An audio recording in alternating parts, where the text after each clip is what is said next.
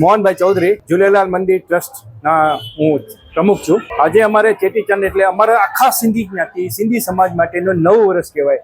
જેમ આપણે દિવાળી પછી નવું વર્ષ આવે છે, એમ અમારા ચેટીચંડનું મહત્વ 9 વર્ષનું હોય છે. આ દિવસે અમારે સવારે 4 વાગ્યાથી પ્રભાત ફેરી કાઢીએ છીએ.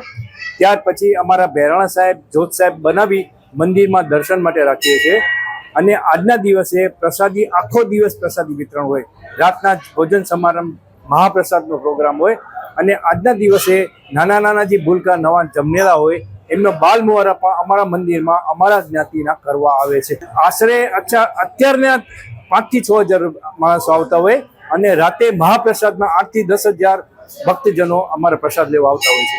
અમારા પ્રસાદમાં કાયદેસર જમણવાર હોય છે. અમારી રીતે ભાઈ દાળ ભાત શાક હોય છે. અમુક સમય અમુક વેરાયટી બનાવતા હોય છે. અને અમુક પ્રસાદી બહારથી જે આવતી હોય છે એ પણ અમે પ્રસાદ તરીકે હલાવતા હોઈએ છીએ. અત્યારે જે પાણીની પ્રબુડીમાં પ્રસાદ આપવામાં આવે છે, હા, એ મંદિરના બાપુ છે. પાણીની પ્રસાદી એટલે જલ અમારે શ્રી ઝૂલેલાલને ધરાવેલું હોય છે. એ જલની પ્રસાદી બાપુને આપેલી હોય છે. એ ચબોડીમાં મિક્સ કરી અને કપાળે ચાંદલો કરી અને દરેકને પ્રસાદી આપતા હોય છે.